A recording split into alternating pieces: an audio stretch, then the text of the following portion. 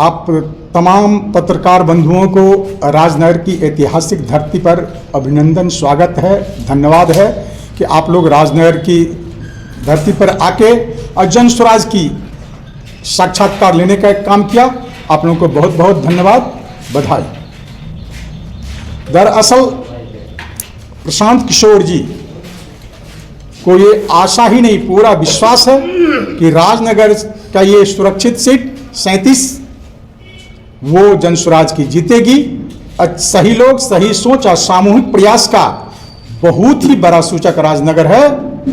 हम आपके माध्यम से राजनगर विधानसभा यानी कि राजनगर प्रखंड और अंधराठाड़ी प्रखंड के तमाम बुद्धिजीवी, अकलियत, युवाओं, बेरोजगारों, किसानों से आग्रहपूर्वक निवेदन करना चाहते हैं कि इस बार इतिहास बदलने में आपकी अहम भूमिका है। अतः आप प्रशांत किशोर जी के जन स्वराज पार्टी का स्कूल वस्ता छाप पर अपनी बहुमूल्य वोट देकर के इतिहास बनाने में आप सहयोग करें और ऐतिहासिक नाम में अपने नामों का नाम दर्ज कराएं और राजनगर विधानसभा की उन्नति की मार्ग प्रशस्त कराएं।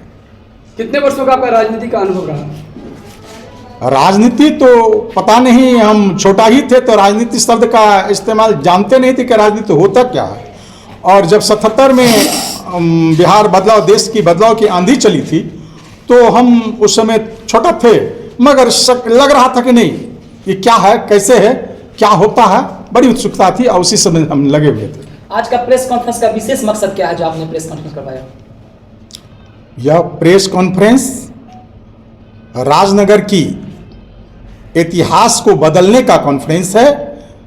जन स्वराज ने जो ठाना है बिहार बदलने का, या बिहार बदलने के हम लोगों ने यह मुहिम चलाया, इसका प्रतिफल है और बिहार बदल के रहेगा।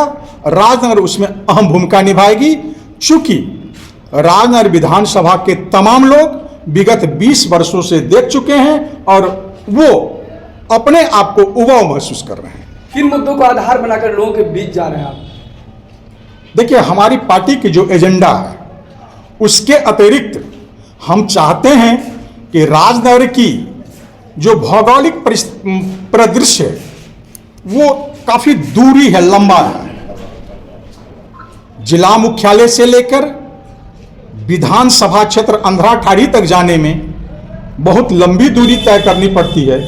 मेरा सबसे पहले प्रयास रहेगा इस दूरी को कैसे कम करें ताकि अंधराठाड़ी और राजनगर के लोगों को आवागमन और एक दूसरे से संबंध स्थापित करने में ज़्यादा समय न लगे और समय का सदुपयोग कर सकें। यहाँ 2 टर्म से बीजेपी से विधायक हैं, आपके सामने बहुत बड़ी चुनौती, कैसे हैंडल करेंगे?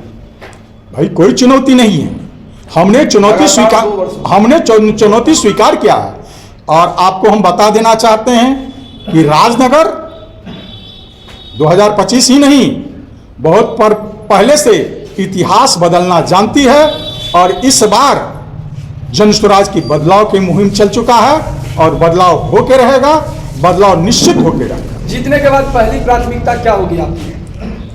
पहली प्राथमिकता हम पार्टी के स्तर से हटके हमारी जो विधानसभा क्षेत्र है उसको संगठित, व्यवस्थित और जो कहीं न कहीं कुछ प्रशासनिक स्तर पर भी जो कमियां हैं उसको हम दूर करने का प्रयास करेंगे ताकि हमारे विधानसभा क्षेत्र के कोई भी जनता की असुविधा नहीं हो। यदि कठिनाई उत्पन्न होती है तो हम आगे आके उनकी समस्या को समाधान करने का। आपके सामने में 2 बड़ी पार्टियां हैं, आरजेडी और बीजेपी, जिसे महागठबंधन और एनडीए कहा जाता है। अभी वर्तमान में दोनों का, सभी का महागठबंधन है और आपके सामने बहुत बड़ी चुनौतियां हैं क्योंकि सबका अपना कैडर वोटर है और आप नया उभर के आए हैं। क्या लगता है अपने जीत को लेकर कितना प्रतिशत आप अस्वस्थ हैं? आपको बता दें कि बहुत बड़ी चुनौती नहीं होता, लोकतंत्र में चुनौती नहीं होता है। लोकतंत्र में वोट का मत बहुत ही महत्वपूर्ण होता है और जन स्वराज अपनी बहुत ही ज्यादा बहुमत मत से जीतेगी, मैं आपको आशा और विश्वास दिलाता हूं, क्योंकि नौजवानों में जो बौखलाहट है विगत 20 से 25 वर्षों में वो हमें देखने को मिला है। हमने क्षेत्र का परिभ्रमण किया है, नौजवानों से बात की है, अपनी बात को रखा है, उन्होंने अपनी समस्या को हमें बताया है। हम उनकी भावना को जानते हैं, उनकी शक्ति को जानते हैं। हम तमाम नौजवानों से अपील करना चाहते हैं, इस बार आपकी शक्ति का परीक्षा है, आप अपना शक्ति का परिचय दें और राजनीतिक भौगोलिक इतिहास को बदलने का काम करें। आप अपने क्षेत्र में भ्रमण किए होंगे, तो आपको कहाँ कहाँ कौन सी समस्या दिखा, चाहे वो जलवंत का हो या सड़क का हो, बिजली का हो? देखिए, बिजली की समस्या बहुत कम है, नहीं के बराबर ही है, और वो समस्या टेक्निकल समस्या है, उसको समाधान। लेकिन सर, आप अगर भ्रमण किए होंगे तो आपको सर सबसे पहले तो राजनगर का जो मुख्य सड़क है वहीं पे आपको मानसरोवर टॉकीज के पास जो है सो पानी का जंगल देखे होंगे आप। उसके बाद अगर आप गए होंगे तो चपाही में भी देखे होंगे, गंगद्वार में भी देखे होंगे, ऐसे ऐसे विभिन्न जगह पे देखे होंगे जो समस्या ही नहीं विकट समस्या है। सबसे ज्यादा समस्या यदि कहीं भी देखने को हमको मिला तो राजनगर विधानसभा में राजनगर प्रखंड मुख्यालय में ही ज्यादा है। आप जैसे आप लोग आए होंगे और आप लोग भी अनुभव किए होंगे, जिला मुख्यालय से राजनगर प्रखंड मुख्यालय तक आने में शायद जितनी असुविधा आपको महसूस हुआ होगा उतनी असुविधाएं किसी भी विधानसभा में चले जाइए ऐसा नहीं है। आपका राजनीतिक बैकग्राउंड क्या है? हम 2000 ईस्वी से 2006 ईस्वी तक और इसी क्षेत्र राजनगर से ही जहां आप बैठे हुए हैं वहां से हम जिला परिषद रह चुके हैं और जिला परिषद में बहुत अहम पद पर रहे हैं। अस्थाई समिति होता है, जो चेयरमैन का खास कमेटी होता है, उस कमेटी में मुख्य सदस्य के रूप में रहे। चुनाव जीतने के बाद डॉक्टर सुरेंद्र दास राजनगर के लिए सबसे पहला काम क्या करेंगे? राजनगर की सड़क व्यवस्था को सबसे पहले सुदृढ़ करेंगे ताकि आम आवाम ही नहीं, राजनगर लोग आए तो वो देखे नहीं कि राजनगर की व्यवस्था बदला है और वो बदलेंगे। राजनगर विधानसभा में सर कई पार्टी के कई उम्मीदवार होंगे, लेकिन लोग आपको ही क्यों चुने? हमें इसलिए चुने कि ये हमारी बात नहीं है, ये पूरे बिहार की बदलाव की बात है, जनस्वराज और प्रशांत किशोर की व्यवस्था की बात है।